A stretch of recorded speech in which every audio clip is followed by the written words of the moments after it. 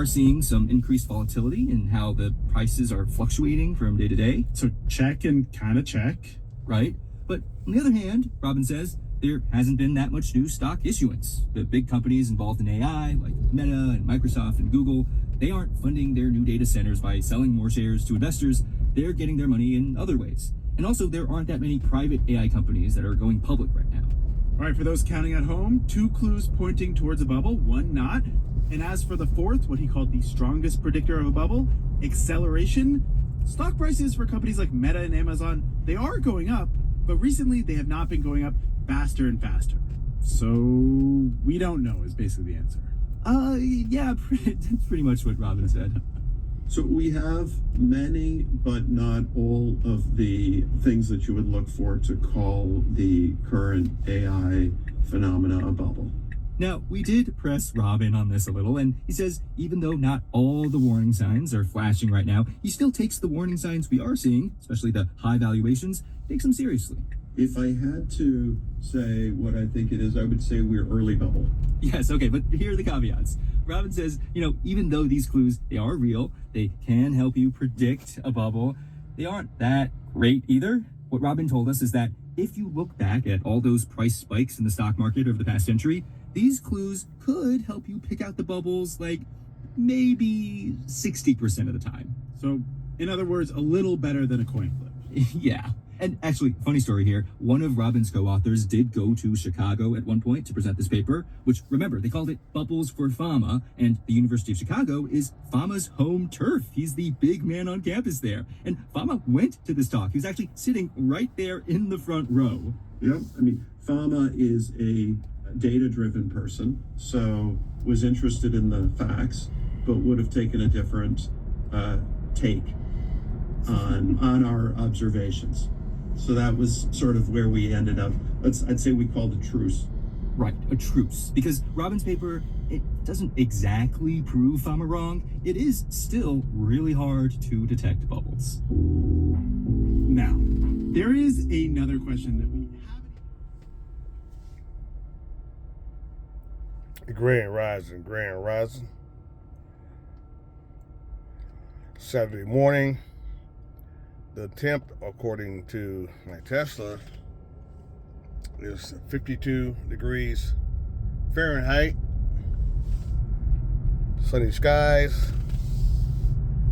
Actually, I'm heading to get a full charge on my Tesla real quick. And I'm going to get my morning hot mocha with some caramel in it.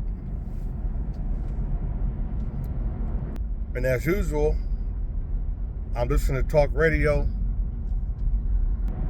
and they're talking about a possible bubble in the stock market with our crazy economy, with all the political changes throughout the world, tariffs, Venezuela, still high interest rates.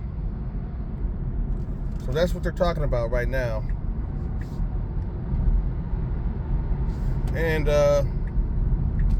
me being a little bit of an investor, I always follow the stock market and my stocks that I'm purchasing, that I have purchased, keeping an eye on the economy and what it's doing. So today in my micro food forest,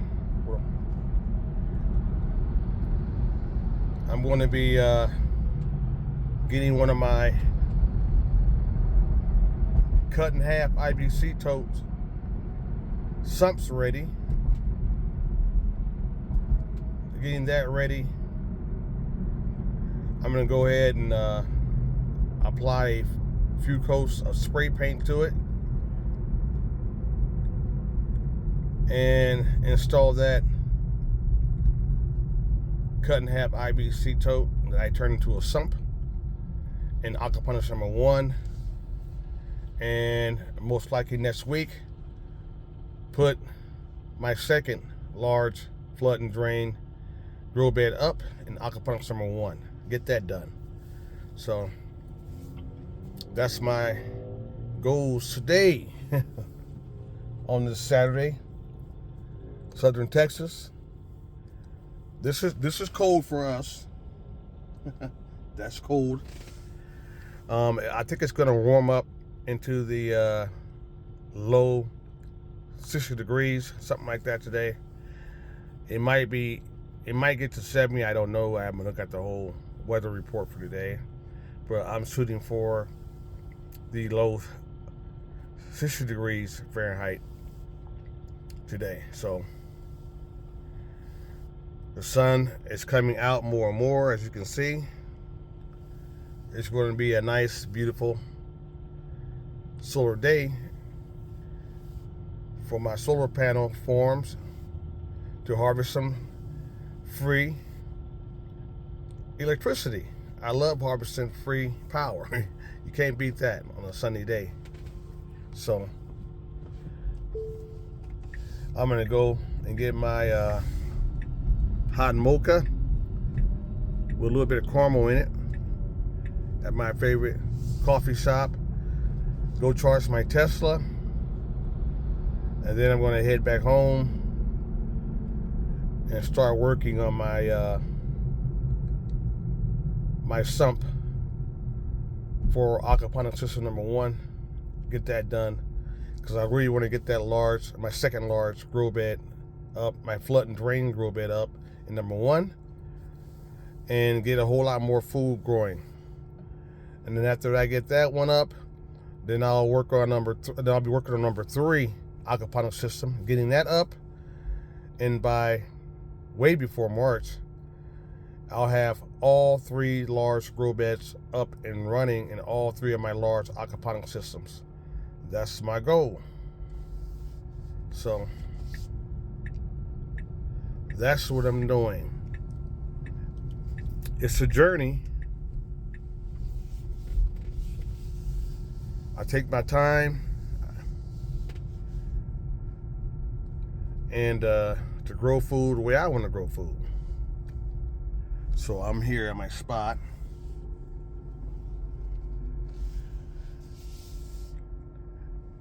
So I'll talk to you guys and do another video here in the near future.